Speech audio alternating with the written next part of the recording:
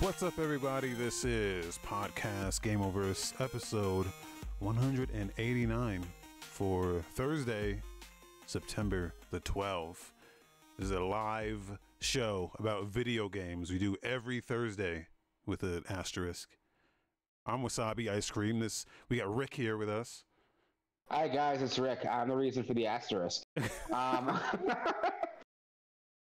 Nah, jokes aside, like I'm happy to be here. You know, I make no secret, I'm a grown ass man with a mortgage and a kid. So, you know, sometimes it makes the show tricky sometimes. Hey, here's the kid. I have Baby Shark on for him, and he decided like 5 minutes after asking for it, he doesn't want to watch Baby Shark. Yeah, so I'm excited to start, man. Let's start where we always start. Tell me about fitness boxing, because this has been on my radar too. I think they're picking it up, but I wanted you to tell me what you think about it. You've been playing it. Okay, so fitness boxing is Nintendo Switch series of video games that you know, it helps you get into a little fitness, gets you a little cardio, but it makes it fun because it gamifies it and shit. And you know, I said last show when we were talking about it, and we saw like it was a Miku version, and I was like, I don't know if Miku's not gonna burn calories for me. I need something more intense. And then you said there was a Fist of the North Star one, and I was like, oh hell yeah, I would absolutely. That would get me going right there.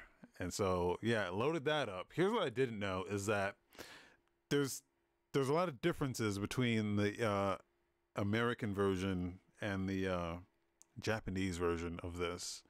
Mainly the American version, they're not like updating, they kind of just put it out. They did like the bare minimum of like dubbing it and like Englishifying it, and they're not really like, they're not updating it at all. But the Japanese version has like a bunch of updates, and I think it even has like DLC. What? Which I don't think the American version has anything. It's just the game. They just put it out and said, fuck you. Which is fine. Because my intent with this, I want to take this seriously.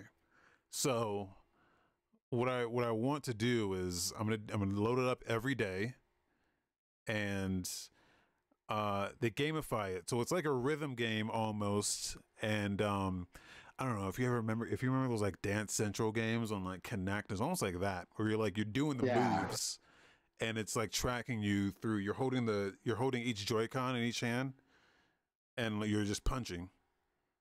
And there's like specific moves. I only know two of them. It's like the jab and the straight, but I'm sure as you go on, they add new moves.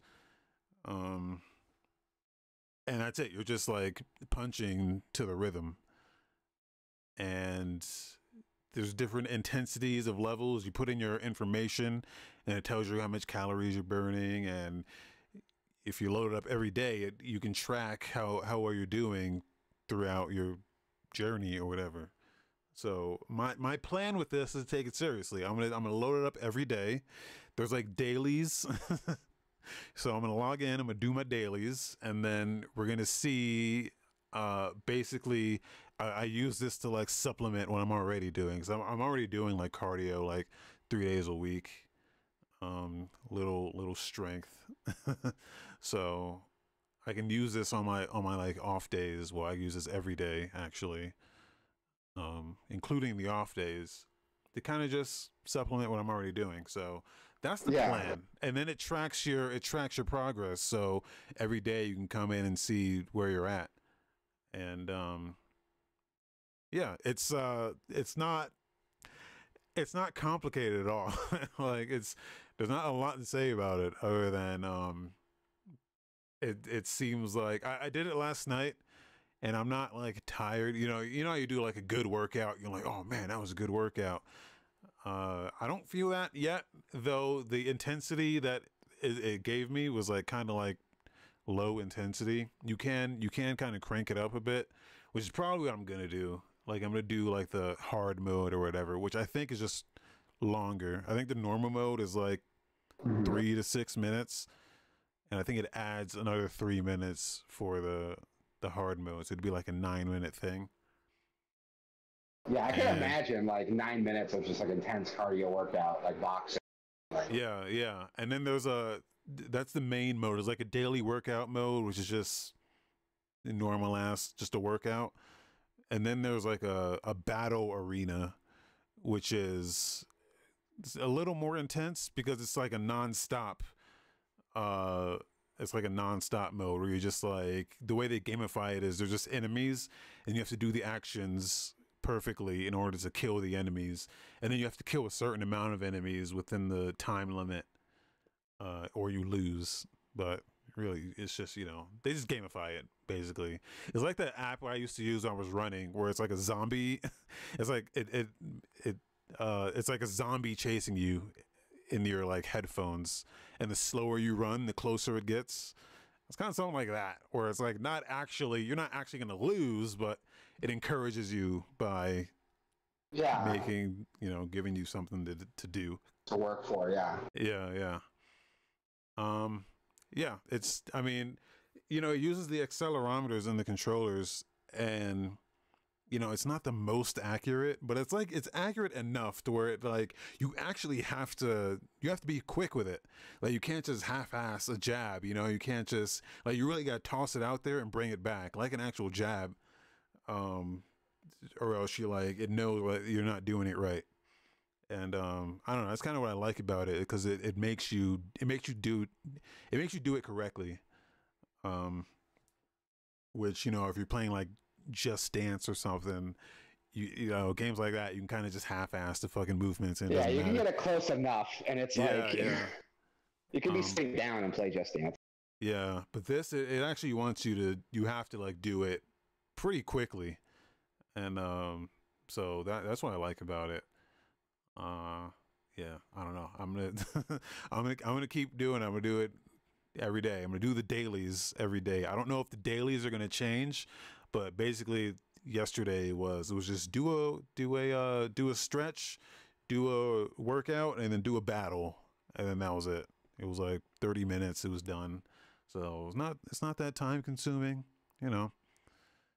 There is music with it. It is a rhythm game, so there's music with it. I've never seen the show, so I don't know if this is music from the show or they just made some, like, vaguely battle sounding music just for this game. I don't know anything about the show either. Like, I know about Fist of the North Star from just like memes. Yeah. It does the thing where you pinch their temples and they explode. It does that. That's like your finishing move for the battle mode. So yeah, do you do like the rapid punch thing where you're like they've not done that yet, but they've only just like starting out, they only give you like the jab and the straight punch move. So I would assume they're gonna add more moves as the that's gotta be there. That's like a high intensity movement. That's like a final move, right? You got to graduate towards that,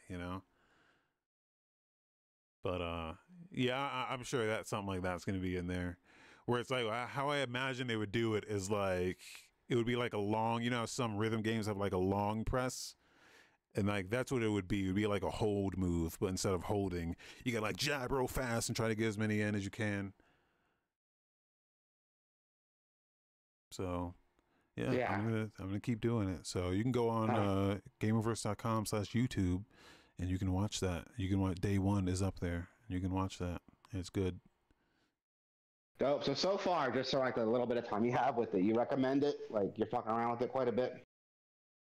It's a fun way to, if you're someone who's like, I wish I could just get a quick workout in at home.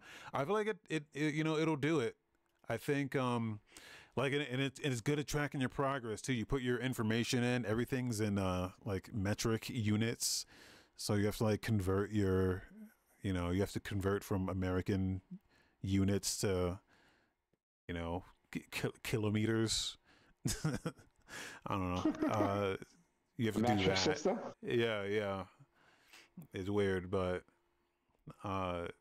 it tracks all your shit. I don't know if it asks you your weight every day or you know, because that might change. But it tracks your like calories at the end of the workout. It says, "Hey, you're like a 19-year-old." I'm not. I'm 19-year-olds in terms of fitness, I guess, which is great. Oh wow, that's good to hear. Yeah. Yeah. So if you're someone who's like if you're like bored by just doing like a normal workout, you just want something that kind of is a little more entertaining, but also not very time consuming. Like yeah, this might do it. And there's different, you know, you could get the Miku version, you know, you could get the I don't know if they have other shits. I know there's just a regular fitness boxing version too. I don't know what's in that, but yeah, you could totally do this, and it's just a fun way to kind of just get a quick workout in. So That's cool. I'll check it out then for sure. It sounds cool. yeah. I'll check it out. It looks dope. I'm glad you have fun with that. I've been playing standard stuff. Like I'm still playing the Castlevania Dominus collection, which is incredible. It's an incredible collection of the DS Castlevania games. Go check it out. I did something different. Instead of playing each game from the collection, I beat Portrait of Ruin, which was the very first DS Castlevania game I ever owned. And after I beat that, I was going to play Dawn of Sorrow. I'm saving Order of Ecclesia for last. That's my favorite one. So I'm Dawn of Sorrow's next, but I decided to take the long way there. I went back to the Game Boy Advance collection, played through Aria of Sorrow. Yeah. Because Dawn of Sorrow is a direct sequel to that. Just to kind of make her so fresh in my mind. Now, I beat Aria of Sorrow when the Advance collection came out. And then when I finished that, I actually owned Dawn of Sorrow on my DS, but I never really got into it. To be honest, Dawn of Sorrow is incredible, but because it's a direct sequel to Aria, you kind of need to play Aria to really appreciate Dawn a little bit more. Yeah. So after I beat it on the Advanced Collection, I went and played it on the DS like a year or two ago. Loved it. I'm doing the same thing this year. I beat Aria of Sorrow yesterday, and I'm playing through Dawn of Sorrow right now. Still incredible. It's a great way to play through the game. The touchscreen controls are changed to work on a console. So the thing I hate about Dawn of Sorrow is how much do you know about Dawn of Sorrow? Do you know anything about it? Nothing. Okay, so here are some things that make Dawn of Sorrow fucking awful to play despite how great it is. Seriously, depending on your opinion on these things, it could bring the game from a 10 to an 8 or make it unplayable for you. The first thing that people talk about a lot is the magic seal system. So throughout the game, you find these magic seals that are essentially keys to open specific doors, but also they seal away bosses. So when you beat a boss, you use the seal to seal it. And as you go through the castle, you get more complicated seals. The problem is, when you beat the boss, you have to draw the seal on the touchscreen, and it's a specific pattern, a specific order. You have to do the drawing in, and it's very finicky. It's very frustrating. You only use it before and after. No, after a boss fight is the only time you really use it. And a lot of people complain about how awful it is, because if you don't do the seal correctly, the boss restores half its health. You got to refight it. Now, wait, you have to refight it from the beginning of the. No, he restores half his health.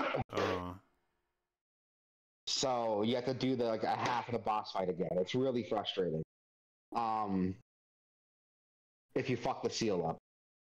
Now the game lets you practice it before you go into the boss fight, but if your palms are sweaty, you're sitting there it gets really intense, and then, I beat him. I gotta pull up the stylus now, and then do this. My hand's still shaking from the fight, and it could be really frustrating. Is there a time limit to drawing it? Yes, there is. And if you fuck it up, there's a time limit to doing it. And if you don't do it right, it's a fail. So you have to. It's like a 7. How can I word? It's like an octagon. It's kind of what it's shaped like, and the seal is just you going from one point to the other in a certain order. And if you fuck that up, you fail. You get one try at it. You fuck it up, you fail. You got to do the boss fight again. And it's really fucking annoying.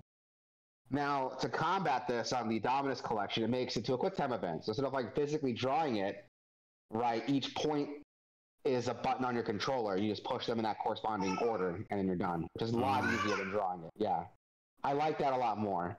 I wish they just took it out completely and just let you complete it without having to do it, but whatever. It's fine. It's a good compromise. Also, if you're playing on Switch, you can still use the touchscreen control. So if you're a fucking weirdo and you want to draw the seal out, you can. I'm not doing that shit. Some puzzles require touchscreen use, so you can find an item that like breaks blocks in the environment, and you do that by using the touchscreen. Now you use the right stick and the right trigger to control touchscreen stuff. It's not too intuitive, but the puzzles are pretty light, so it doesn't really require a lot of like action on your end to complete. So that's fine. It's serviceable. On PC, you can use a mouse to do that if you want to. So, you know, if you want to do that, you can. And another thing they didn't fix in the game that's really frustrating is the drop rates. The game has fucking awful drop rates for enemy souls, which is like your only equipment, really. So instead of sub-weapons, you kill an enemy, they can drop a soul, and that soul will give you an ability. So instead of like finding an axe and throwing it, you kill an axe armor, get an axe armor soul, and you have the power to like throw axes. It's really cool. It's really fun. It's, I think, one of Castlevania's best systems. The problem is those souls are for everything in Dawn of Sorrow. You use them for your abilities. You can get some passive souls that work, and you can level them up if you get more of the same soul. So your axe armor one, if you get like 9 axe armor souls, it'll increase the damage it does. You can also use those souls to upgrade weapons with a crafting system. So if you have a spear, find that axe armor soul, you can mix it with your spear and you have a halberd now. It's pretty cool. Problem is the drop rates of those souls are fucking dog shit. So you spend a good chunk of the game like grinding souls to get the weapons you want and the abilities you want. They probably don't want you to. They probably don't want you to grind for them. They probably just want you to just play the game normally and like whatever you get. When the game requires you to get 9 souls to max out its efficiency, it's asking to be grinded, dude. Well, yeah, like at some point you would if you're that kind of player, but I feel like most people would just play normally. Also, to get the good ending in the game, which is like the true ending, you need to have like 4 specific souls from 4 specific monsters. So you have to grind if you want to get the good ending in the game. There's no avoiding it. Can you do this? Can you? Because there's a. I'm watching this footage here from the Nintendo, whatever the fuck. There's a rewind feature. Could you, in theory, kill a thing, not get the drop, and just rewind it until you do? I don't think so, because I think once you enter the room, the dice is rolled. I think that's how it works. Because I tested it. I would rewind and try over and over again. So what happened is that when something dropped, I didn't do this in Dawn of Sorrow, but I did in Portrait of Ruins. I was trying to get some items. When an item dropped after I killed the enemy, I rewound and killed it again to see if it would drop the item again, and it did. So I think the dice is rolled as soon as you enter the room. I think. Okay. I didn't test it too much, but I think that's how it works. So I didn't want to risk it and spend all this time like rewinding and then killing, rewinding and then killing, for it to not make a difference. So I just did it the old-fashioned way. And it wasn't a huge problem for Portrait of Ruin because it doesn't require too much grinding, but Dawn of Sorrow requires quite a bit of grinding to optimize your character. And the best weapons in the game are hidden behind the crafting system. So like in Aria of Sorrow, you could find the best weapon in the game like halfway through it. I think it was, I can't remember how you pronounce it, like Kayam Solai. It's like some sort of light you could find halfway through the game, and it's incredible in Aria of Sorrow. To get that same weapon, you gotta get a great sword and build it up with the right souls to get to that sword. So it's a very different way of getting this equipment. The game doesn't de-incentivize exploration because you don't find a lot of great equipment, but it kind of de-incentivizes it because you know, like, you need souls to get the best equipment. You're not going to find it. Yeah. But it's still a fun game, dude. Like mechanically, it's a great game to play. The soul system, even though they change how it works by making you grind all this shit, it's still an incredible system. I wish more Castlevania games would adopt. And the story's kind of whatever, but the game it's a mechanically very fun game. The equipment you can find gives you a lot of variety in how you want to play through it. One thing I love is there's so many different animations for the weapons you have. So not only is your build going to revolve around like the best equipment you can find, but also how you vibe with it, right? If the greatsword does the most damage, but you don't like the animation, you know, the overhead swing that comes with it, the how slow it is, the recovery time from it, you might opt to like equip another type of weapon just based on the animation and build your character around that. Like it's really cool the way it does that, and it's one of my favorite games, right behind Order of Ecclesia. So check out the Dominus collection. It's a lot of fun. It's fun to play. It's a great way to preserve some awesome games that haven't come out to anything else. And that's just it, man. If you like Castlevania, if you want to see what Castlevania is all about, pick up the Dominus collection. Great, so much. FYI, the game lays out the games in a specific order on the title screen. It's Order of Ecclesia, Portrait of Ruin, Dawn of Sorrow, which, if you're savvy, you know that's the opposite order the game's released in. So if you start with the first one on there, you're playing the latest game, which is, in my opinion, the best one. So start from the bottom, work your way up. Why would they? So my theory, and I don't think it's really a theory because this makes too much sense. They're not laid out in release order. They're laid out in chronological order. Order of Ecclesia takes place in the 1800s, Portrait of Ruin the 1900s, and Dawn of Sorrow takes place like 2035. So I think that's why they laid it out like that. Because they're not order of release, they're order of like timeline. Okay. But still a fun game. Still fun games. Check them out. I also finally played Gears of War Judgment. It's fun. Yeah. Yeah, it's a fun game. It's Gears of War, but like more arcadey. Now, I don't like playing shooters on my console because I don't like playing on a controller, but it's a fun, addicting game. It's a very fun, addicting game. Judgment's cool. The game scores you, so already that's like, all right. Yeah, because I'm gonna it's play level towards the based. score now. Yeah. It's level based. Levels aren't too long. The game scores you. The cool gimmick is you start a level up. When you start up a level, you can choose a modifier. You can choose whether to take a modifier on with it, and the game frames it as like a declassified detail on the case. Because the whole point of the framing device of the game is that you and your squad are on trial for something that's going to come up later. I haven't gotten to that point yet. And that trial is you recounting events of what happened. And there's classified information on it that the game exhibits as a modifier to the level.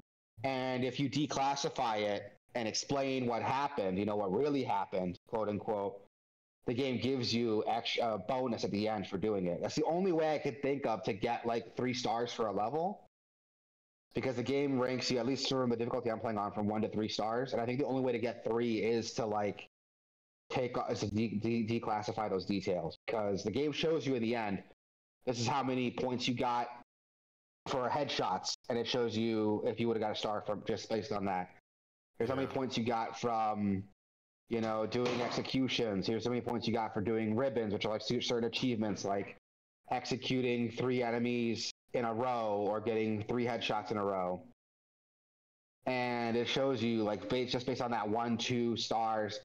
Oh, if you got downed too many times, there's a penalty for that. And then every time it does it, I get like maybe 1.5, 2 stars, and it's like, oh, and here's your bonus for declassifying, and it bumps me up to 3. So I don't think it's possible, really, to do it without declassifying. And to be fair, I'm not great at Gears of War, especially on console, but I feel like I'm a pretty adequate player, and I have no idea how you're supposed to get 3 stars without declassifying. But yeah, it's a lot of fun, dude. It's a really fun game. It's very fast, a lot faster than the other Gears of War games, especially with those modifiers, dude. They do some crazy shit that really force you to like think outside the box and play differently. Yeah, and it's good. It's a lot of fun. And this it's game is players. great. Yeah, I remember enjoying this game thoroughly. I played this with a friend of the channel, Uncle Dolph. Played this with him back in the days, and yeah, I remember having so much fun with it. But I remember people not liking this game, and I don't remember what the reasons were. The problem is the game's not a numbered game. Like that's the biggest issue. The game's not a numbered game. It came out like right at the end of the Xbox 360. You know, the Xbox One I think was already announced by the time Judgment came out. So the biggest thing this game did wrong was that it was a side story made up of side characters for a prequel to events that nobody knew about. There's this lady character I'm seeing in this footage. I've never seen her before.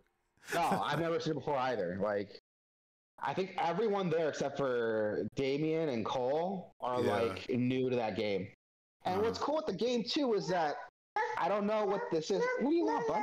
What's wrong, bud? Oh, now you want Baby Shark. After watching it and turning it off in like 5 minutes. You want Bluey? This kid, dude, I swear. I don't want to be an old guy, but like back in my day, you just watch what was on TV. You know?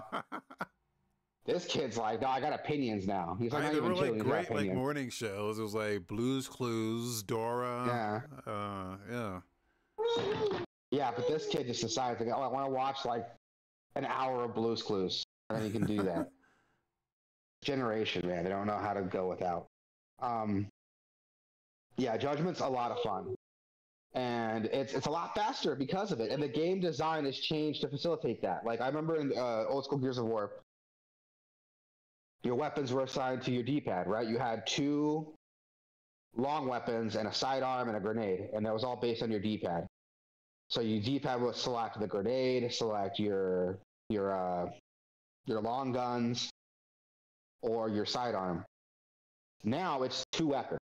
You press Y to swap between the 2 weapons, and left bumper to pull out your grenade, which limits your options, yeah, but it's so much faster because of it. It forces you to like use what you have. You know, if your gun's out of ammo, guess what? You don't have another long gun to like fall back on. You gotta drop that gun or switch back to another one. And if that gun's too situational, you know, you're making this choice in the middle of combat, and I love it for that.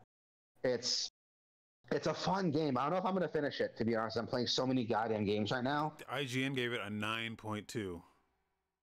It's definitely... I feel like for the time it came out, hated it. I think the reviews were good on it, but the general public wasn't. And what was I going to say? I'm probably not going to finish it. I want to, but I don't think I will because I have so many games I'm playing right now. Yeah. But it's a lot of fun. And the cool thing is, too, there's like, I haven't unlocked it yet, but when you play through the game, you get those stars, and after a certain amount of stars, you unlock like certain things for your character. But there's one, if I get 40 stars, I can unlock the Aftermath campaign, which I guess is like a midquel that takes place during Gears of War 3. I guess like there's a part, I haven't played Gears of War 3 in a minute, but I guess there's a part where like Baird and Cole kind of fuck off for a little while, and you get to see what they were doing during that time in Gears of War 3. So there's like a whole other like section of gameplay here that in any other game would have been DLC, but it's just included with the game. Yeah. So yeah, it's pretty dope, dude. I'm into it. I fucks with it pretty hard, and what, bud? The way he's not even crying, he's just whining. That's the worst part about it. Like, what was I gonna say? Yeah, it's. I almost want to say the game will get me to go back and try and play the older Gears of War games, where I know I'm gonna be disappointed with them because they're not as fast or as like well thought out as this one. Especially the first one, dude. The first Gears of War did not age well. I don't care what the fuck it says. That game is like so bare bones basic. It's really hard to like go back and play it. I'll give it another shot, but I remember like Yeah, I mean they definitely found their stride with the later games, like 2 and 3.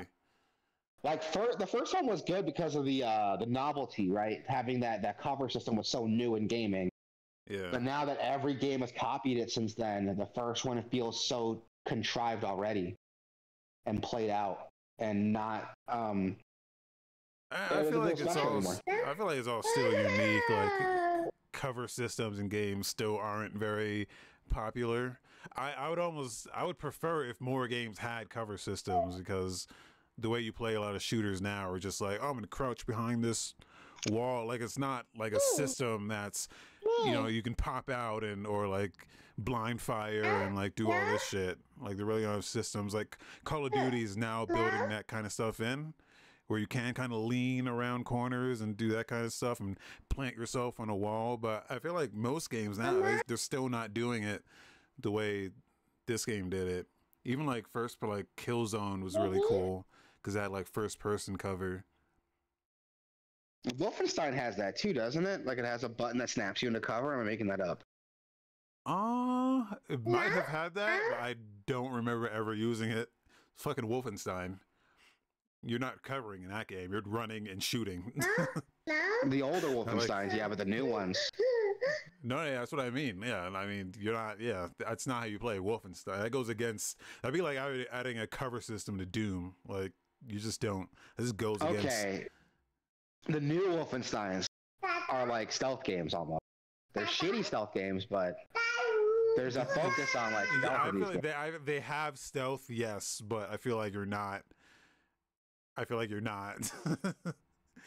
those are games like, oh, I'm gonna do the stealth until I fuck it up, and then you will, and then you just shoot everything, and then you find out you should have started there anyway. But yeah, Gears Judgment. Yeah, I thoroughly enjoyed this guy. I never finished it. I feel like it was pretty long, but that Gears. I'm ready for another Gears, man. I feel like the reboot that they're trying to do is not really hitting. Reboot. Oh, Gears 5. Like 5, and I feel like they were like 2 of those. Yeah, 4 and 5, I think, were like. Yeah. Because Gears of War 3 was supposed to be like not supposed to be the last one, but the story ends like, you know how kind of Halo kind of ends with 3, and then everything after that's just kind of whatever. Like Gears of War is the same way. Yeah. Like here's the main conflict we've been dealing with since the first game. It's done. Here's like a new conflict you got to deal with. Yeah. Only difference that Gears tried to like do the passing the torch thing by making I think it was Marcus's kid is the new main character, or it's a new generation of like or cog soldiers, whatever. I don't know. Yeah, bud. Yeah. He says dad, and then I ask him what, and he's like nothing. He's so smart now. He could like he puts words together, so he doesn't just say bye. He says like bye dada or like bye Coco to our dog. Oh. Like he's getting smarter now. Now Gears is a lot of fun. I haven't played 4 or 5 yet. They're on Game Pass. I might as well. Yeah, they're starting to get weird. They have like these open world sections that are just not good at all. Can't imagine how that would feel in a Gears of War game. Like, yeah, movement in Gears of War is kind of a means to an end. Like it's. Well, no, they give you it's like it's like a wind skiing thing. It's weird as fuck because they have these sections where there's like nothing in them to explore at all. You're just going from point A to point B. It's like, why even bother? Yeah. Anyway, they're still fun. I like the horde modes in those games. Those are fun. A lot of that. Yeah. Those are fun as fuck. Gears of War 3 horde mode, dude. I fucked hard with that. Yeah. And then when I played the horde mode in Gears 2, which was so bare bones, but I played the shit out of that. I remember if you put the shield down backwards, enemies couldn't knock it over. Oh, so I would use that. Yeah, remember that? Remember that? That was a pro strat back in the day for Gears 2. And the devs saw what people were doing, so they expanded on horde mode a lot in Gears 3. So they could put down like actual walls and turrets, and oh my god, it was so much fun. It was so much fun, dude. Fuck, I want to play that again. I really want to play that again. The problem is in the newer. I know we're talking a lot about Gears right now, but they're fun games, dude. Like the games are well known for a reason. The problem with the horde mode in the newer games is that somehow it got very formulaic to where like the waves, like everything, they would play out the same way every fucking time. So it got to a point where on each map you just learned the most efficient way to like build everything and handle everything. It just got so formulaic and boring. That's why I stopped playing it, because it just you just learned everything and it would just play out the same way every time. Yeah, that's kind of the problem with most of these games. What is wrong, bud? Every time I put something on, he's like, no, not that. I'm sorry, but you got the deal. I've gone through everything. Put on the presidential debate. That'll entertain him. Do you hear him just like, no? Like the audacity of this kid. I told my parents no. Channels and he's like, no. Yeah. And he does this like fake cry where he's not actually crying, he's just whining. Like, that's why I know your tricks, kid. You're not clever. But no, Gears of War is a great game. It's a great game, great series. And playing through Judgment, it might make me go back and replay through the first couple. I'll probably give up on 1, play through most of 2, and then finish 3. But we'll see what happens. Yeah. I remember 3 being the best one, just like objectively. Yeah. I'll have to go back and replay them though. But yeah, that's what I've been playing. Now let's talk about PS5 Pro. PlayStation 5 Pro, or as I like to call it, the PS4 Pro.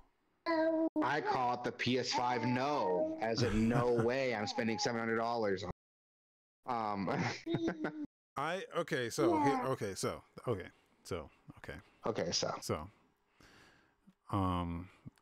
talk about this. Let's have a level-headed discussion about this, because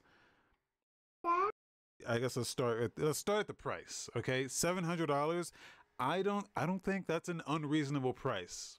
I know it seems expensive because of just where like other stuff is, but you know, when King Thrash brought up that the Asus ROG Ally is like $800, you're like, you know what? Yeah, it is $800. Like, that's because that's kind of where we're at right now.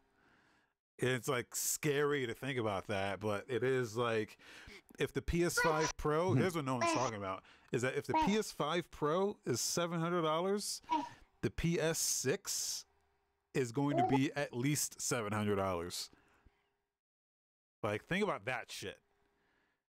That the next generation, or whatever the fuck, whenever that comes, is going to be at least 700 or more. And obviously it's going to be more. Like, I mean, let's be real.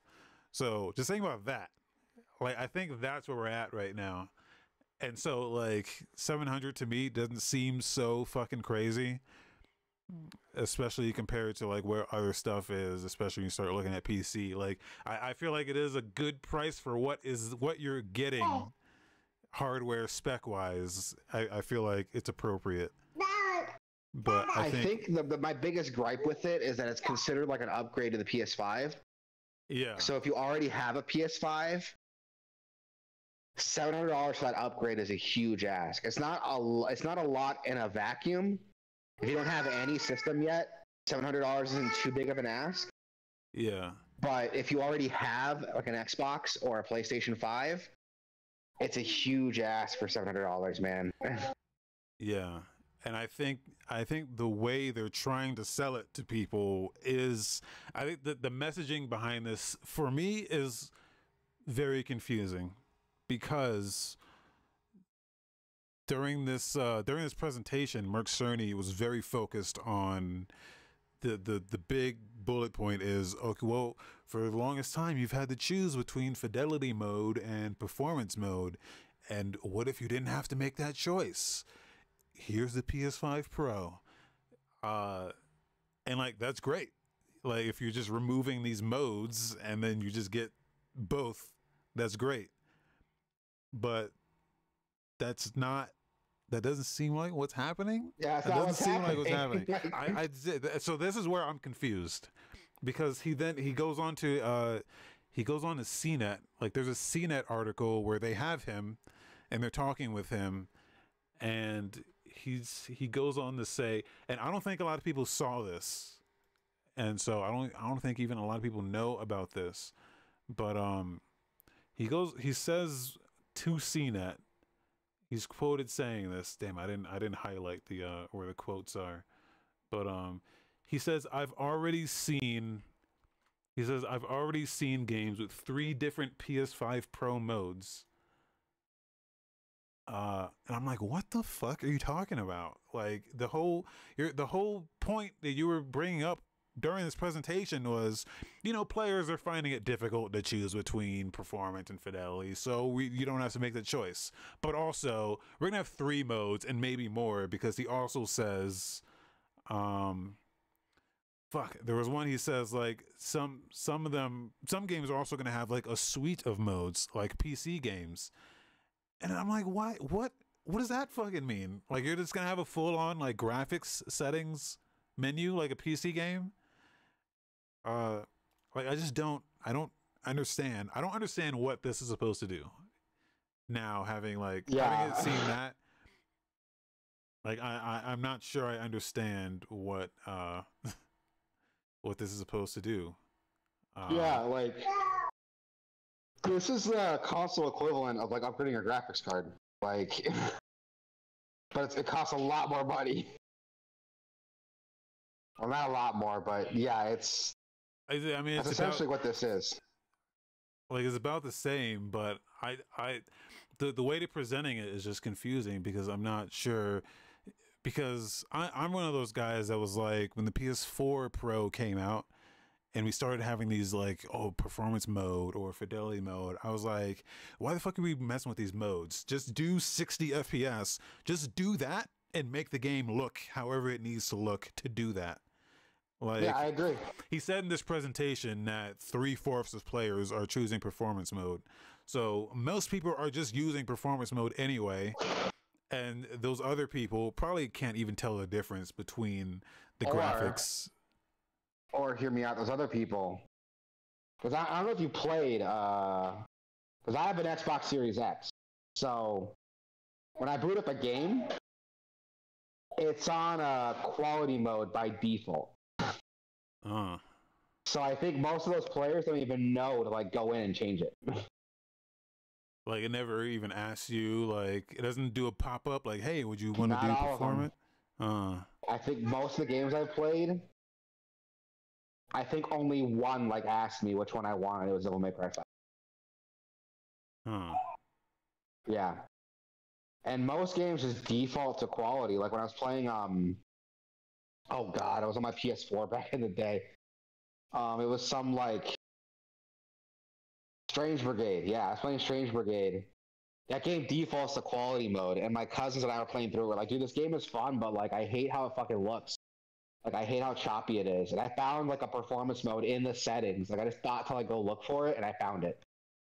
And we had no idea because the game never advertised it or told it to us. So I'm sure like a lot of these games don't even tell you there's a different mode. Because why would they, right? Like, you're trying to sell people on like how good this game looks, from the screenshots. So it's hard to do that if like you turn that down so the game runs better. So I think I would argue most people don't even know that there's an option to change the performance mode. But yeah, I don't know. It's the weirdest thing to me, man, because I don't know, when the PS4 Pro came out, well, I could understand, okay, we got performance, we've got fidelity, and you choose whatever you want. I understood it there. Then when the PS5 came out, I thought we were beyond that. You know what I mean? I thought, okay, finally, PS5's out, way more powerful. We're just going to have 60 FPS. We're going to have graphics, and that'll be it. But it's still doing it there. And then now PS5 Pro comes out, and it's still doing it. So in the presentation, he talks about the big three, which I thought was funny because Microsoft could come in with fuck the big three, it's just big me, and they win. If they do that, they win. I don't give a fuck. I don't give a fuck what they do. If they do that, they win. As a Kendrick Lamar reference, if people don't get that. Okay, I didn't get that, so I was like, what are you talking about? When he came out, he said, fuck the big three, because J. Cole and Drake did a song where they said they were in the big three with Kendrick. And then Kendrick was like, fuck the big three, it's just big me. And then that set the world on fire. But that's what I'm saying. If Microsoft fucking comes out with some, all they have to do is just play the like that beat and then just show an Xbox, and they win. But anyway, they came out and said they were talking about the big three. The big three for them is like graphics or GPU, more powerful GPU. They're saying it's like 28% faster or 60. They put in their numbers here. It's 45% faster rendering than the PS5.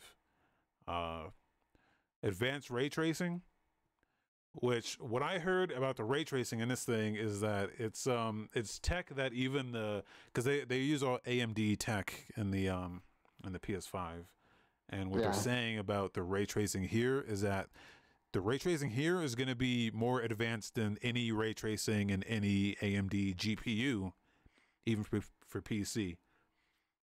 And ray tracing on AMD GPUs is dog shit on PC right now. So if the PS5 is better than that, then there'll already be a leap ahead of PC in terms of what AMD is doing. NVIDIA has been way ahead on ray tracing for a while. And same thing with upscaling. They're doing AI upscaling again. AMD has their like FSR, was like a software based solution. This in the PS5 Pro is going to be closer to NVIDIA's solution, which is like AI driven, kind of like DLSS. They're calling it PlayStation Spectral Super Resolution, PSSR. That's a fucking mouthful of a name. God damn. Well, that's why you just say PSSR and then they'll know what you're talking about. Oh, hold up. I gotta take this call. Keep going. All right. But so yeah, that's what I'm saying. The tech here is going to be more advanced than some of what you would get, or well, all of what you would get on PC if you're building an AMD based PC.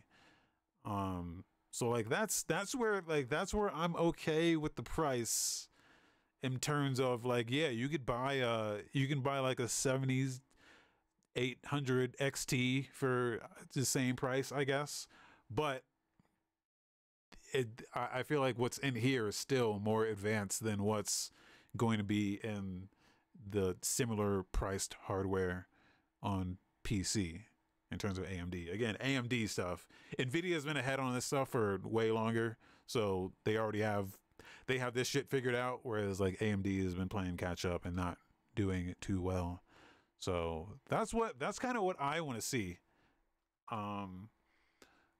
That's kind of what I want to see, and I'm just wondering if we're just still going to be dealing with the modes, you know, but there's going to be more of them, I guess. Like, am I going to have to choose like fidelity, super fidelity, or performance, super performance? Like, here's the 60 FPS mode, but here's the 120 FPS mode, or here's the 4K mode, or here's the 8K mode, because they're saying this thing's going to be able to do 8K, obviously with the help of that, like, the AI resolution thing. What's weird to me is the games that they chose to show, or even the games they chose to confirm that are going to be enhanced by this, are very old games. I don't know if Astrobot came out, and it's like the greatest game of all time. It's like one of the highest rated games of all time already. and they didn't show Astrobot at all, which is fucking weird. Oh yeah, I heard about that. Like Astrobot's doing like gangbusters right now, and like Sony's not talking about it at all. It's crazy. That game, that's your like first party game, and I would not buy the excuse that, oh no, Astrobot just came out, they had no idea. How the fuck would they have no idea? They're a first party studio. Like they would have all of the idea that this shit was coming out. Like that game should have launched with support for this thing. There's no excuse in my mind. That Helldivers, again, like one of the biggest games of the year. I've no clue why they didn't like show some Helldiver shit in here, show some Astrobot. They showed such old games that are still on PS4. They're showing like, oh, look at Horizon. I was like, yeah, Horizon looked great on fucking PS4. I played that game on a base PS4, not even the PS4 Pro. It looks great no matter what the fuck you have. I just don't understand why they didn't show something a little bit more impressive. Yeah, like they showed Ratchet and Clank, and then they're like zooming in on, look at the details in the fucking in this background. I'm like, what the fuck? Who gives a fuck about background details, man? Like, if you have to zoom in, if you got to pull out your microscope to notice the enhancements, it's probably not worth it. That's so weird to me. They have like. They don't have like, they have a respectable amount of like IPs they could like turn to and show off. Yeah. And it's weird to me that they just don't. Like they're sticking with the same games like Last of Us. Yeah, but it's not Horizon, even that they it's not like, even that they didn't it's not even that they didn't show them off. They didn't even, it's not even in the list. It's not even, it's not even considered. Like that's so weird about it. They have a list of games that there's a list of games that are confirmed to have support, but nowhere on that list is nothing recent that's first party. Like they have Assassin's Creed Shadows, which isn't even out yet. Like that's gonna have support. You know, Hogwarts Legacy, which you could play that game on a fucking Switch. Like I don't get the selection of games here.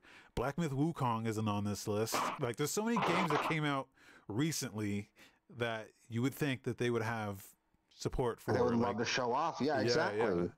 Like, hey, this game that just came out, here's how much better it could look. Yeah. And they're just not doing that. It's so weird to me. Like I thought the same shit. That'd be like Microsoft announcing like, oh, here's an Xbox Series X.5 or something. And they show off fucking Sunset Overdrive. Yeah. Like, don't get me wrong, like it's cool, but how does Starfield look on this, right?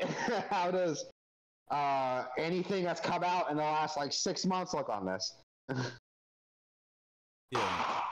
So people are going like, well, no, they're just announcing the hardware. They don't have to show. Obviously, they're not going to show new games here, but if you're going to show games, period, maybe show some recent shit at least.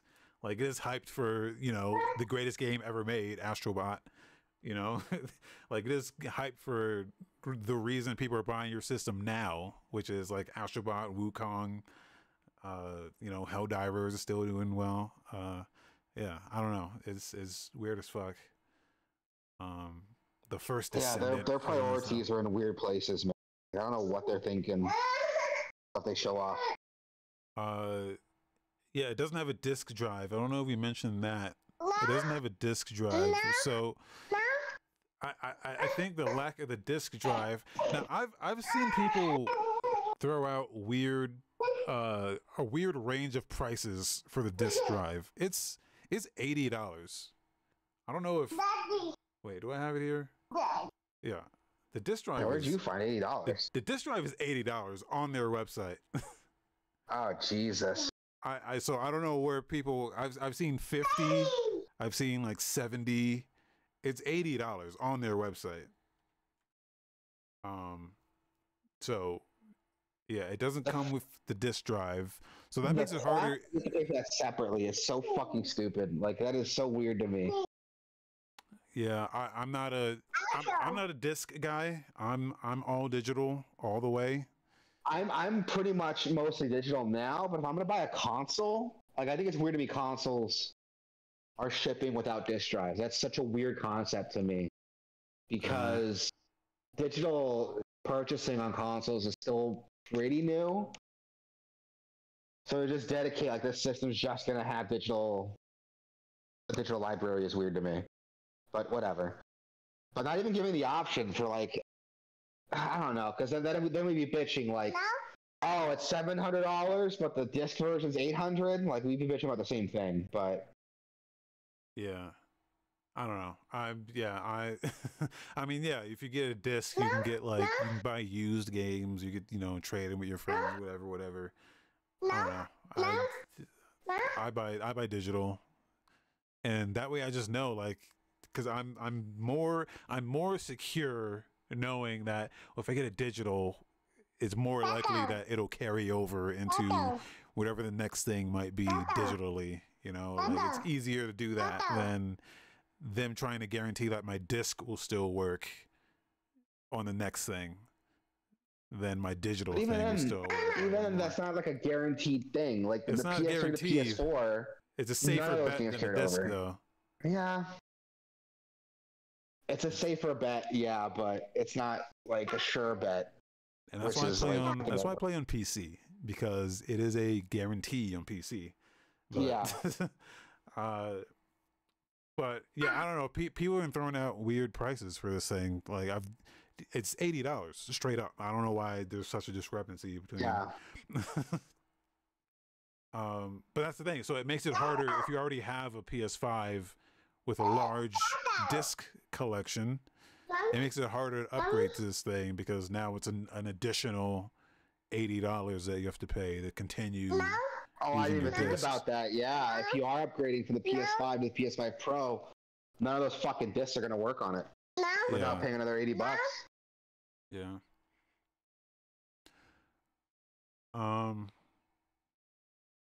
Yeah. I don't know. It's I don't know. I don't really care about the price. I think it's reasonably priced for what you get. It's just depending on what situation you're in, it might not be justified, if you're like coming from a PS5 normal, or if you have like a disc library, or, for some people, this is an easy decision. It's like, oh, $700, that's not too crazy when you look at, stuff like PC shit. Like I'm comparing it to PC. And for PC, we shouldn't be. We should be comparing it to the PS5, which is on the market now, and the other consoles on the market. Well, that's what I'm saying. That's what makes it a hard sell. Not only to that, but I'm comparing it also to like future shit as well, because this is now the ground floor. This is now the base. I think that's what people don't get. Like this is it. This is like the bottom now, and it just goes up from here. Like they're not getting any less. Remember when the PS3 came out? That shit was like $800, and very quickly, Sony course corrected on that. I wouldn't say very quickly. They removed a bunch of shit. And I mean, if that's what they have to do, they're removing the disk drive. They're gonna remove backwards compatibility. They're gonna remove, features to make it cheaper. We'll see what happens, man. I don't know. I think it's a hard sell. At least for me, it is. But again, I'm looking at it from a console perspective. You already have a PS5, or me, I have an Xbox Series X, so I have no reason to want to buy a PS5 Pro. Like a PS5 was a hard sell for me already. So for a PS5 Pro, it's like, yeah. I mean, I definitely think it's gonna be a niche of people. Yeah. I don't think it's gonna sell like cakes. You know what I mean? I think it's gonna be a certain niche of people who like want that extra performance, but for whatever reason just don't want a PC. Like King Thrash.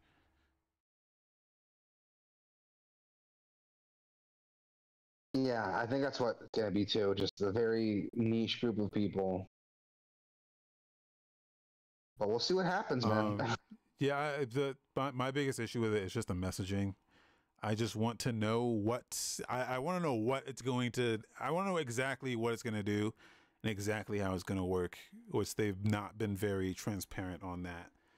Like they've just been very vague on, hey, it's going to enhance your games, but what does that actually mean?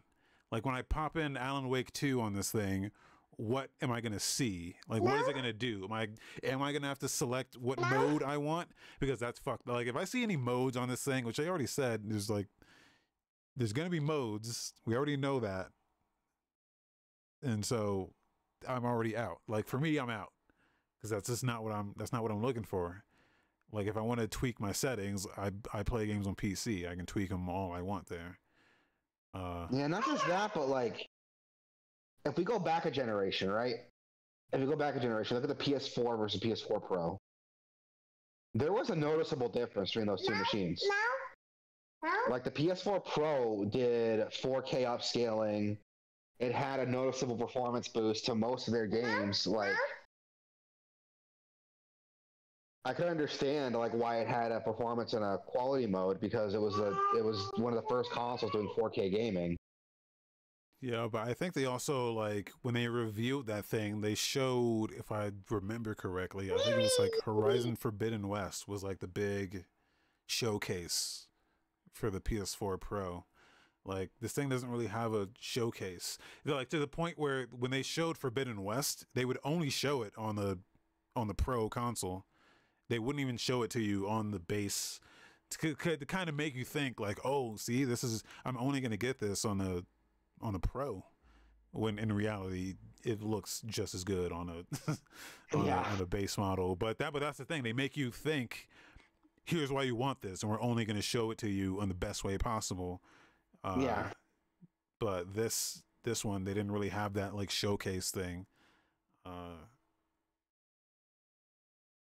So yeah, it's super frustrating, and to me, it's not a big enough leap forward to justify. But we'll see what happens, man. We're gonna have people buying it, like King Thrash.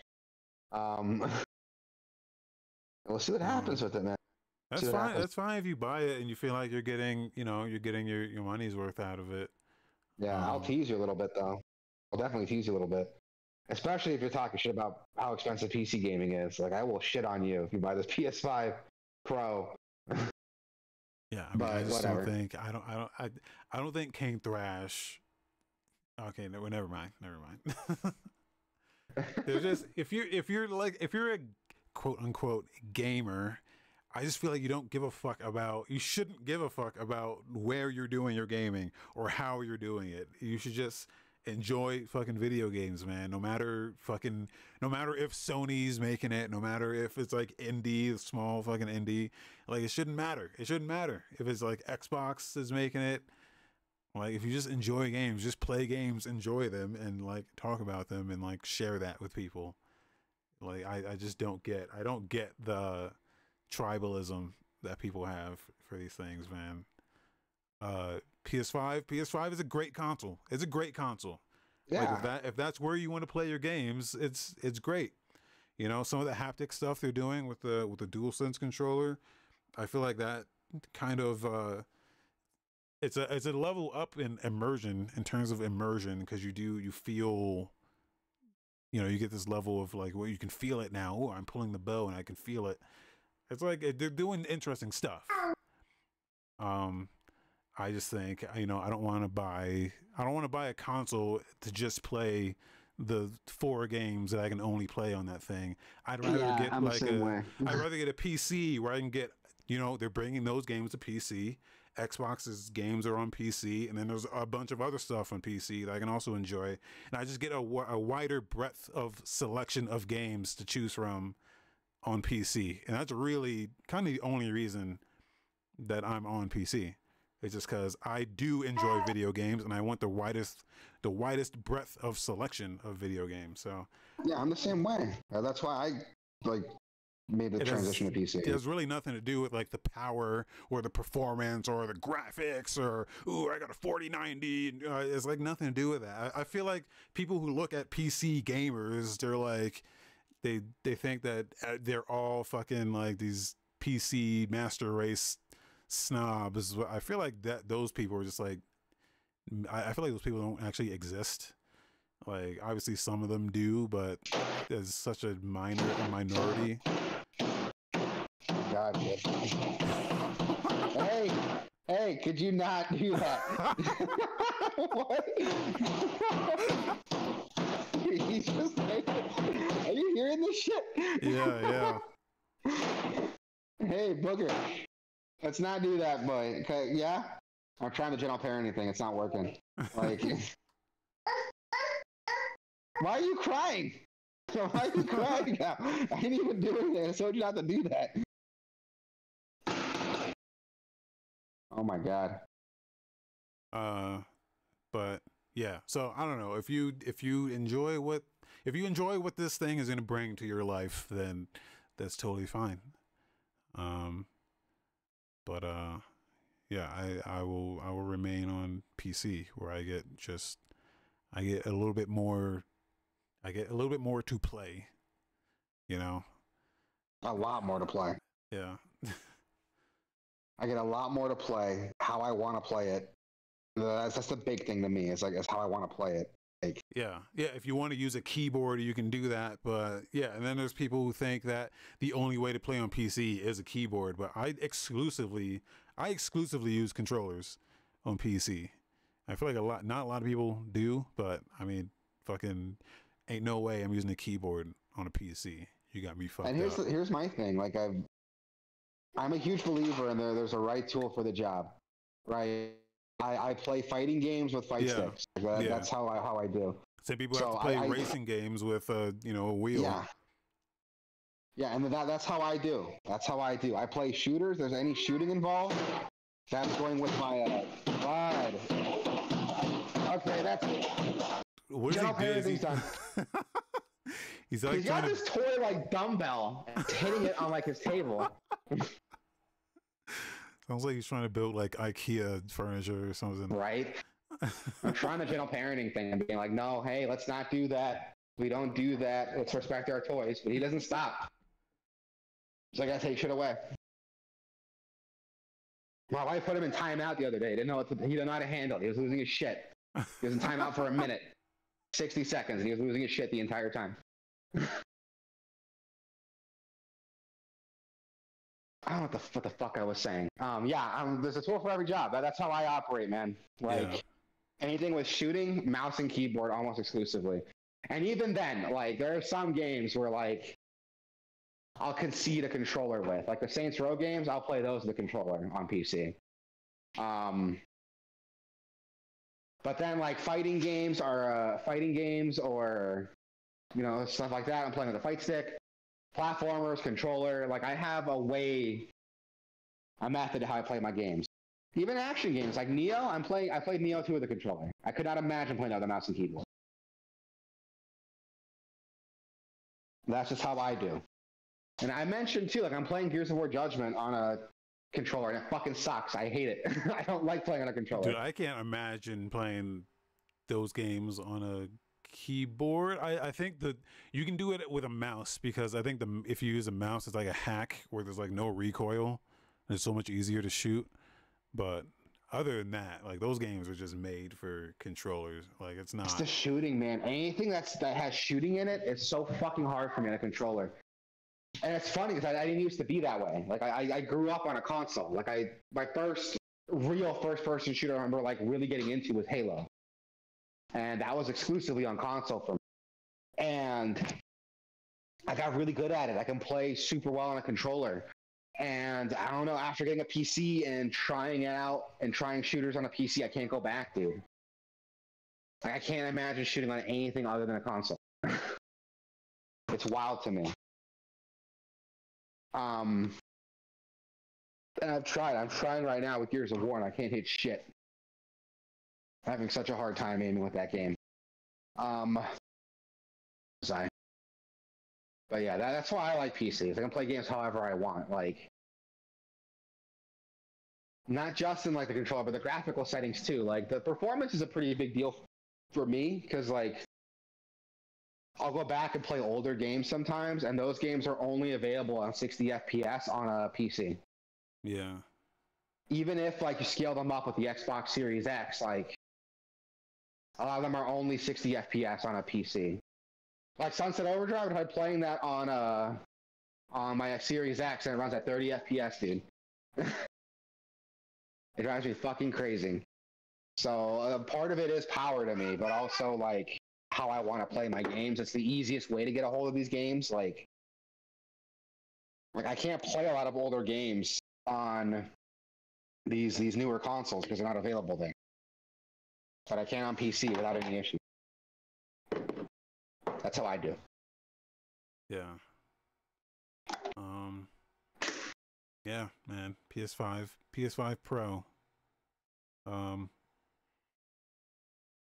Yeah, it's happening. November 7th, 7/11. If you're in Europe, for $700. So yeah, with no disk drive or vertical stand. The vertical stand, I think Grumble was in Discord and he was like, yeah, my tinfoil hat theory is that they don't want you to have it vertical because it fucks up the liquid cooling, which might be a thing. I saw there was someone posting on Reddit that was like, yeah, you got to do a yearly cleaning, you got to open up the system every year and like get the dust out of the thing. Get the fuck out of here! Seriously? I'm just. What I'm saying is, there was this one guy that's on Reddit. I've not followed through on the research on that to see if that's an actual thing. But yeah, someone was like, yeah, you gotta like dust it yearly or some shit like that. You gotta open it up and get all the dust out of it. But I feel like these things are not built. It's kind of like built to do that. Like they do have like those face plates that come off and you can kind of easily access. Because if you remember, they show you how to do, like a video came out when the PS5 was released of a guy. It was an official like Sony video of like, here's how you open it up and clean it. And it's like almost like they want you to do that. So it has like a chamber where you stick your like vacuum. There's a chamber in there you stick your vacuum to like dust it out. Let me see if I can find that video. It was like it was an official PlayStation video of how to clean your thing. That's wild to me. Like,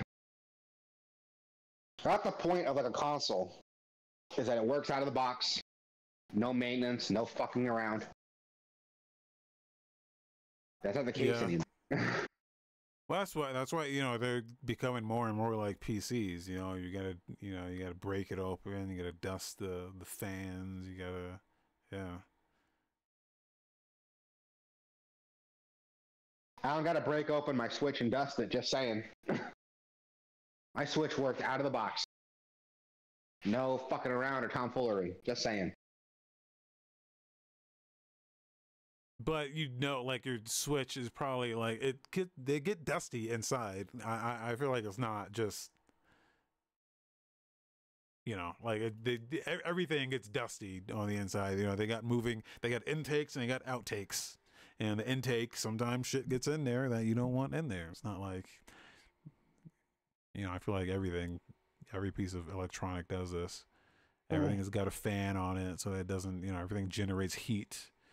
These things aren't 100% efficient, so they That's lose. True, but it's weird to me that like, growing back in the day, I sound like an old guy, but you could clean out your machine. That's right, but they weren't built for that. Like they weren't built to like you need to dust them, clean them out internally. Yeah. But it's whatever. That's how it is now. That's how it is now. I'm just gonna stick with them. We got some game releases coming out.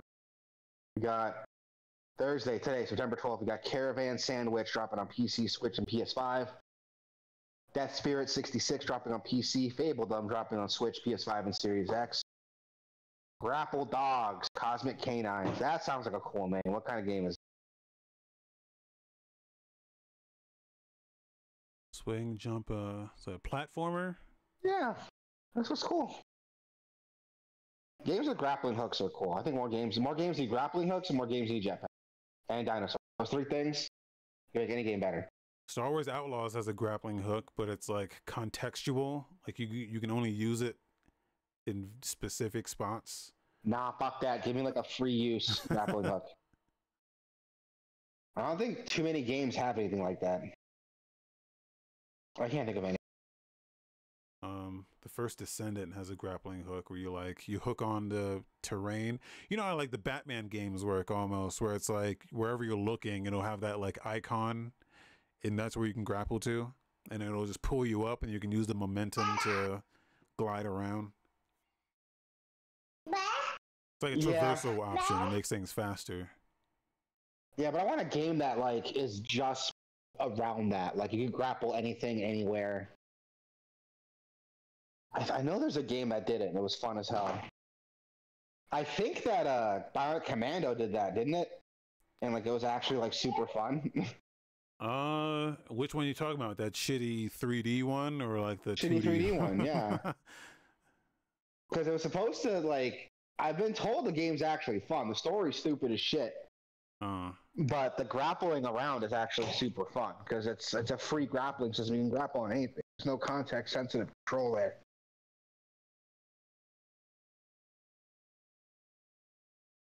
Yeah, this Grapple Dogs game looks pretty fun.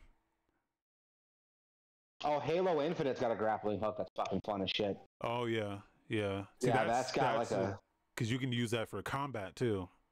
Yeah, that was a great fucking system. I want to see more shit like that in games. Like that was cool. Yeah. Like give me that and a jetpack but dinosaurs in it. You'd have a game of the year right there. Why jetpacks and dinosaurs? Because they're cool and no games ever do them. Horizon comes close with like the dinosaur shit. Yeah, but it doesn't have jetpacks or grappling hooks. And it's doing the same open world shit every other game does. Yeah. That's what I mean. Name me a game. It'll be better with jetpacks, dinosaurs, or grappling hooks. I mean, that's a combo right there. Yeah. Any game. Fucking Mario? Yeah, you're gonna tell me Mario's not gonna be better with grappling hooks and jetpacks? Really? I mean, they're good. They're good at making good Mario games. I mean, let's be like Mario. They can do whatever. That's true. Mario's been in like everything. It's been like in sports games, platformers, adventure games. There's an XCOM style game with the rabbits. No, those are fun as shit. Bums me out. Nobody talks about those games. Yeah, Grapple Dogs, Cosmic Canine. Hollowbody. I played this during the demo derby. This is really fucking cool. I did not know this was coming out. Yeah. It's like a Silent Hill. It's like, and it's made in that like PS1 graphic style, but it kind of looks a little better than that. Oh yeah, I've heard of this one. This was a lot of fun. I typically don't like these types of. Well, I typically don't play them, but when I do play them, I usually end up liking them. And yeah, it's like that. It's like a Silent Hill, Resident Evil type game, with a similar like graphic style, and it's a lot of fun. Yeah, did not know this was coming out. I'm gonna have to check this out. Yeah, no, it sounds cool. I've heard of this game before. Lollipop Chainsaw RePOP is out on everything. I played the original Lollipop Chainsaw a bit. It was pretty cool. Yeah, this is like one of the only PS triple games that did not end up on PC, and here it is now. Yeah. I heard they had to redo the soundtrack. So it's got a completely new soundtrack because of like licensing shit, I think. Yeah, it had a lot of like bubblegum poppy like music, like Girls Just Want to Have Fun, I think was on the original soundtrack. Yeah. We Got the Beat by the Go-Go's was on there too. Like it had a lot of like purposely picked out like licensed tracks. And I wonder how it's gonna fare now that they don't have those recognizable tracks. They're doing like original music, or they're licensing different tracks. I mean, it wasn't the music that made it. It was just the how stupid it was. Really, that was a draw It of was this a game. self-awareness and the attitude of the game, but I feel like the licensed music kind of added to that a little bit. Yeah, yeah. So This looks like shit. what? I'm sorry. Why does it still look like a PS3 game? Okay, I'm sorry. I'm sorry. Why does it look like shit still? Oh, they're doing a new graphics for this game. It's Are like they? a cell shaded look now. Yeah. It still looks like a PS3 game. Oh yeah, it looks like shit still. Like I Like, remember seeing it and being like, it doesn't look much better than the original. this is $45. It's on sale for 40 right now. It just looks like shit. It looks like PS3. I mean, I thought they would just they would enhance graphically. Like this should be a $20 game. Yeah, if you look at the remake versus the original, it looks very similar, but I think the outlines are a bit thicker. Like they're doubling down on the cell shaded look for this one, but it doesn't look really compelling. It's kind of disappointing. But I'm just happy the game's like available on something else now. So Yeah. that's what I'm thankful for. And maybe on PC we'll see like some mods or something to like Nude enhance mods. it, but maybe. Oh yeah, enhanced mods. Yeah, yeah. I mean, nude mods too. I mean, we all know what kind of game this is.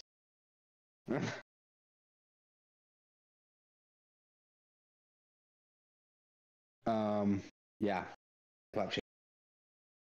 Weird name, RePOP. Okay, why not reanimated? Like RePOP is a weird name. It just looks like they did the bare minimum for this. Yeah, like it doesn't even have.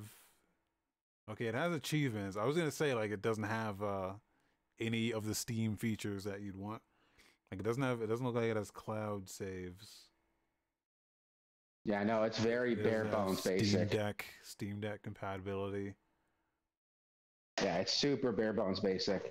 And it just but you know, it's not bare bones basic. Marvel vs. Capcom Fighting Collection. Ooh. Yeah, that game's got. This is a $50 game, by the way, but in its defense, it's got fucking everything here. It's got X-Men, Children of the Atom. It's got Marvel vs. Capcom, Marvel Superheroes vs. Street Fighter, Capcom versus whatever else. Like, like there's a ton of shit in here. There's so much shit in here. Oh yeah, the Punisher beat 'em up game is on here too, for some fucking reason. I'm not gonna complain. I haven't played any of these except Marvel vs. Capcom 2. That's the only one I ever played. I played Marvel Superheroes vs. Street Fighter. Long fucking name. A lot when I was a kid, because my dad had it on PS1. And what's funny is I remember because the announcer, right? It was like it's based on like the arcade game. So Marvel Superheroes vs. Street Fighter was a console game, and it had an announcer like the arcade games do. So, you know, the announcer like Marvel versus Capcom, but the announcer would say the whole fucking name. He'd say it really fast, like Marvel Superheroes vs. Street Fighter, and just like yell it. And it was so goddamn funny. I would laugh my ass off every time it happened when I was a kid.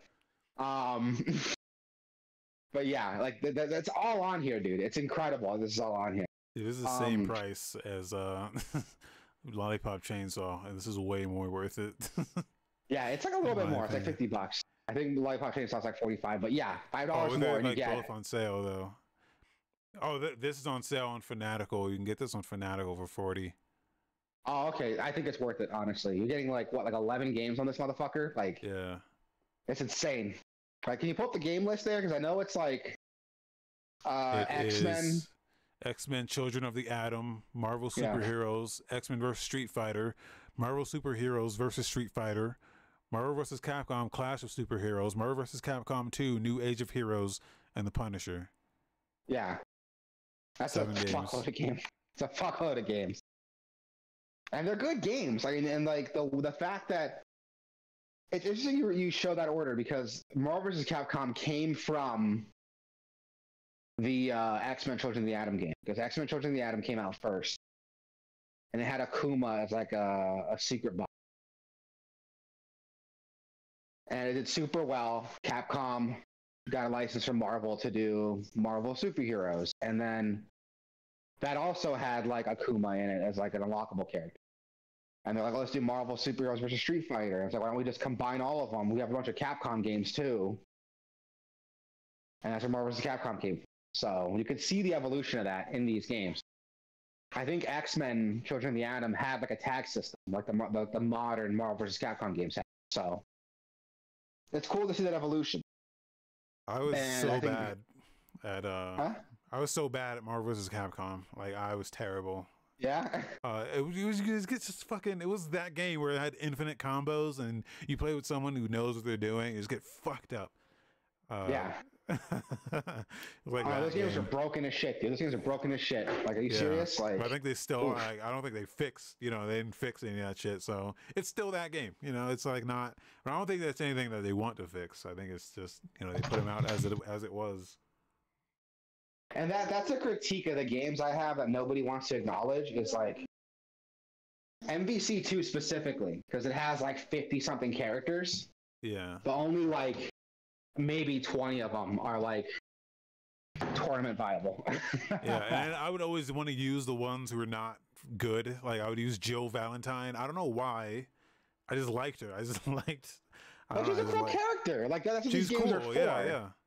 It's like, oh, I played Resident Evil, I played Mega Man, I've read like Spider-Man, so that's what I'm doing. And then you realize, like, oh, these are all like low tier characters. Yeah.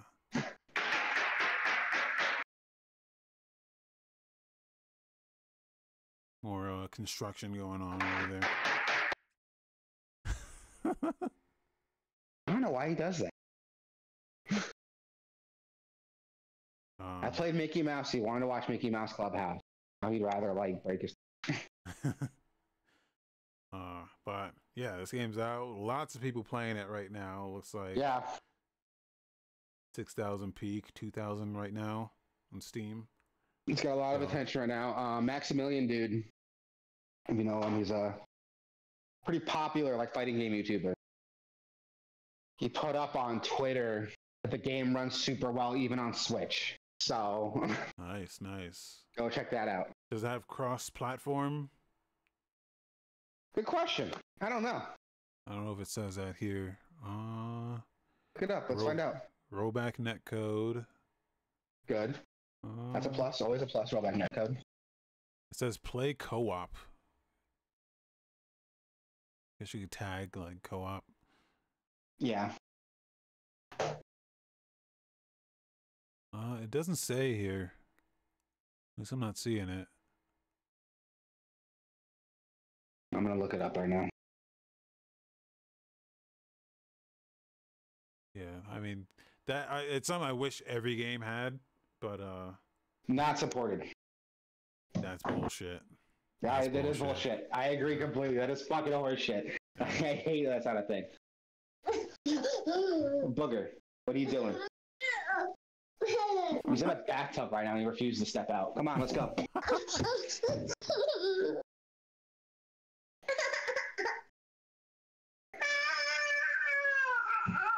I followed him to the bathroom. He hopped in the bathtub and he won't get out.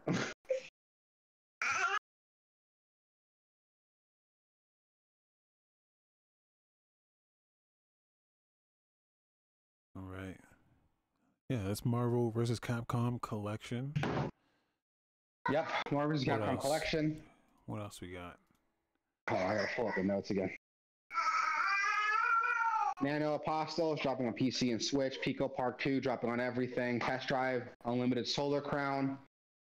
That game's dog shit. That game sucks. Yeah? It's like what if Forza Horizon didn't have any character? Would have had no soul. Yeah. That's that. So fuck that game. UFL is dropping on PS5 and Series X. We got Wild Bastard dropping on PC, Switch, PS5, and Series X. Edge of Sanity is dropping on Friday, September 13th. Friday the 13th. Wow. Okay. on everything. We got Evotation. Is that how you pronounce that? What is this game? Third-person hacking and stealth game. You are Dr. Lou. Dr. Lou. Hi, Dr. Lou. The only one who can stop rogue AIs. Booger.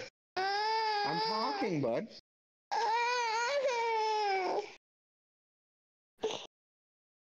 Okay, rogue AIs. It's like a space-based exploration game or something. Looks like it could be interesting. Stealth. Oh, one of the tags is Outbreak Sim. The fuck is that? What else is an Outbreak Sim? Oh, okay, like zombie outbreaks. Okay.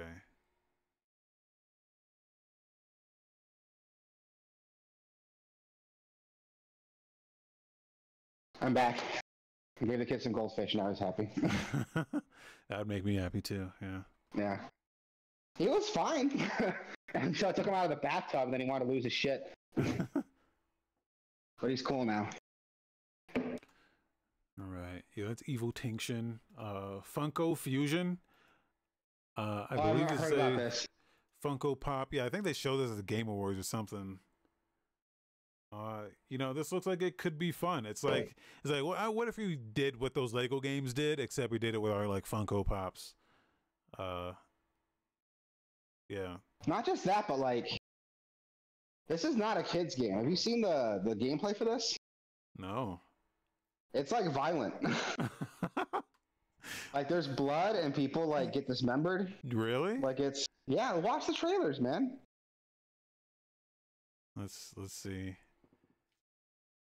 Yeah, I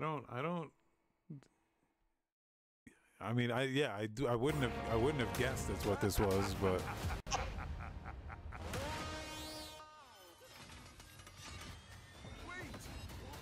I don't get, you know, it almost reminds me of like those like Disney Infinity games where like if you bought the toy, you can use the toy in the game. Yeah, it reminds me of that too, but there's no like toys with it. I think they all have like different abilities though. Like they have like the Scott Pilgrim shit. There's Doc Brown. I don't see anything violent here.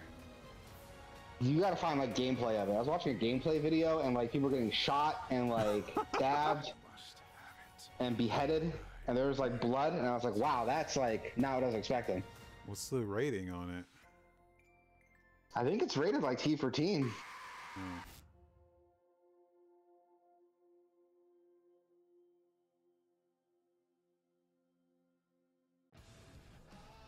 Yeah. I don't know. It looks like it could be fun. Yeah, it's like one of those like Lego games. But I guess it's more like a third person co-op shooter. Oh, is it? Is that yeah. Eminem? What the fuck? I don't know, probably. Just that one looked like Eminem, but I don't know if that's the thing with these fucking Funkos, like they all look like generic as fuck sometimes. That's why I don't like them, because like I know I collect, I don't collect, but like I'll buy action figures and stuff because I think they look cool. I'll buy like figures and stuff and they look cool on my desk and stuff. And because I do that, people buy me Funkos a lot, and I'm like, I would never buy them. Yeah. Because like I'm not, if I buy a Spider-Man Funko, it's not because I like Spider-Man, it's because I'm buying a Funko. You know what I mean? Yeah, yeah.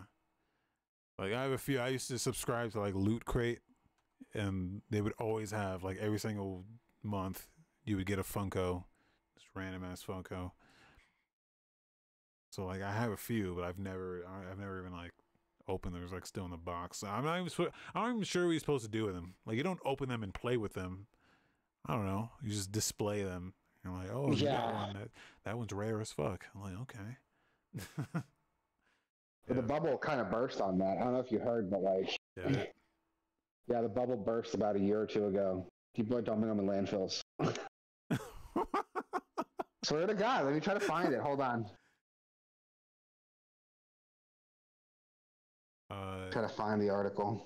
That Mega Man Funko looks cool. It does look cool. That is pretty cool.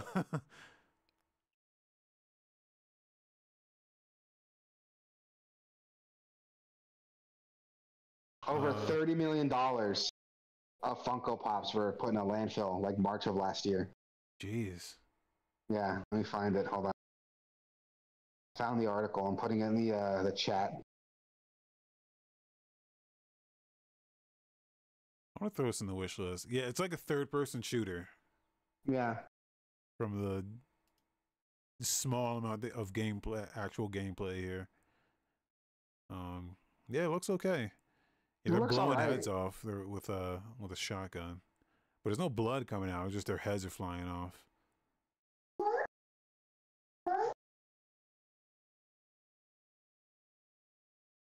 My kid's asking for more goldfish. All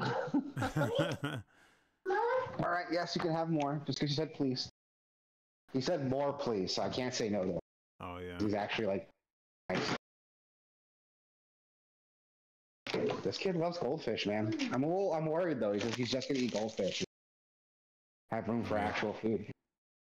Dude, I could fuck up a whole I get those like 12-ounce boxes. I'm not sure what the actual size is. No, they're like 30 ounce. Yeah, but you're a grown man and you stopped developing. He's a grown boy. Yeah, but I'm still developing, like width wise.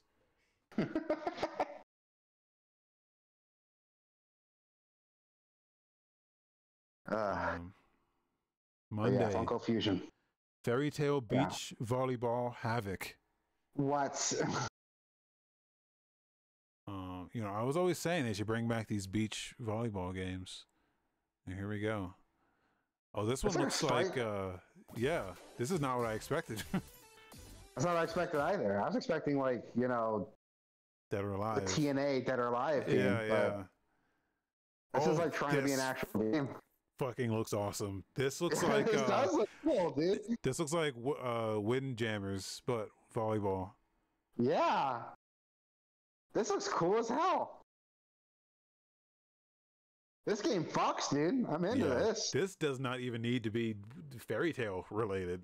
Yeah. Right, this looks good no matter what. Yeah. Okay. What is with Fairy Tale right now? They're doing did they not do like a Fairy Tale like Mario Party game? Yeah, they did. Like they're doing some crazy shit with Fairy Tale right now. I don't know. Yeah. Like, they have like a new season just start or something? I don't know. I don't know what's going on with Fairy Tale. I thought it was done, but I don't know for sure. Fairy Tale is like all right. It's not bad, but this game is only split screen. It is not. There's no online for this. That's a bummer. That's a huge bummer. Yeah. You had a cool idea, and you went and fucked it up. This looks cool though. This looks like a lot of fun.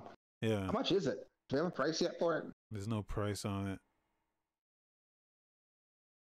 Yeah, it says you can use remote play together to like do pseudo online shit, but that's not. I mean, I get some. Check it out later. At least they're clear about that in this. It says online play is not available outside of Steam's remote play together. So I like that they're clear about it. Yeah. Yeah. No, this looks dope. We got Starstruck, Hands of Time dropping on PC. Tuesday, September 17th, we got Core Keeper dropping on Switch, PS4, and Xbox One. Final Fantasy 16 is finally coming to PC. Finally. Yes. I'm gonna try to get through Star Wars before this comes out because I want to play this immediately. I want to play it too, but I'll probably. I'm playing so many games right now. It'd be like irresponsible for me to like. I'll wait till it goes on sale and I'm done playing my other. Plucky Squire. This looks cool. Plucky Squire. Have you seen this one? I don't think so. Look at it. It's like a Zelda-like, but the gimmick is you swap between like a 2D and 3D world. Oh, I did see this. Yeah. So when you're in Yeah, when you're in the book, it's like, you know, these 2D like environments, right? You know, in the book, when you hop off the book, it turns into 3D, and you like navigate around like Yeah. the desk and like the play area. It's super neat. I love shit like this, man. It's super creative, super unique. And just, you know, just fucking good video games. Like that's what I'm looking for, man. Like I don't need a PS5 Pro to play just a good ass video game. Yeah. You know? Yeah, this looks fun. Like it looks like it'll probably be a pretty fun like 4 or 5 hour game, and I'm into that. I'm fine with that. I'm fine with like a short, fucking awesome game. And this looks like it'll do that. Well, there's nothing about this that says it'll be short, but it doesn't look. I don't know how much mileage you can get out of this concept. I mean, you could have like a bunch of different worlds, you know. It could be one of those games. That's true. Right? Here's the pirate world, and here's the space world. Here's the volcano level, you know. Yeah, that's true. Yeah, I don't know how long this game's gonna be, but I hope it doesn't overstay its welcome. You know, like, I hope it's just like, hope it's as long as it needs to be. It doesn't try to like extend it out further, so it justifies its runtime. You know what I mean? Yeah. Like this looks like it'll be a good, like, fun short game. I don't know if it has the staying power to last like a very long time, but oh, this is genius. It has like a side-scrolling like shooter level, but it's like on like a paint can, and it's like going around the thing. It's so genius, man. Like I love games that have a concept and they just iterate on that concept in different ways throughout the game. Oh, I love that. Yeah, like by the time the game's done, you're like, you did everything you could with this concept, and I'm proud of you. That's why what was it? It Takes Two was so incredible, because they had so many ideas for like, okay, we got 2 players and we're gonna try it and see how we can diversify these ideas with 2 players doing different things. Yeah. Yeah, there's a ton of them that were just like so neat. Like it would have a concept. We'd be like, okay, this is probably gonna last like an hour tops. Yeah. And it goes on for like 2-3 hours, but it exhausts those 2-3 hours, like everything that concept's capable of. Yeah, like it has like a punch out thing here. It has so many ideas that I feel like this is not going to be a short game. It's going to be like they have so many ideas that they can just run. They can run through so many different concepts. Yeah, like this looks like it's gonna be a lot of fun. Yeah, like this looks awesome. I'm definitely gonna check this out when it drops. Star Wars Jedi Survivors dropping on last gen, PS4 and Xbox One. And then we got Train Sim World 5 dropping on everything. Yes. Yes. And then we got Wednesday, September 18th, Keylocker, turn-based cyberpunk action. I gotta click on this. That's a long name. I gotta see what this is. This game's been on my wish list. It looks like a rhythm game, but also a JRPG. I like it. Looks very interesting, though I'm not sure how it works. Yeah, it does look interesting. Okay, this looks cool. I might check this out later. Turn-based rhythm JRPG. There's a demo for it. I might check that out. Wait, let me hear it for a second. Yeah. Sounds like it's gonna have a good soundtrack. You know, it reminds me of like Transistor, but turn-based. Oh yeah. I fucking love Transistor, dude. That game was incredible. I remember Transistor had like a button, because your character was mute. Like they were a singer. Yeah. They lost their voice, but they could still like hum. And you can push a button and hold it, and she'll hum to the music in the background. Yeah. It's so cool. It is so cool, like the way that game uses music.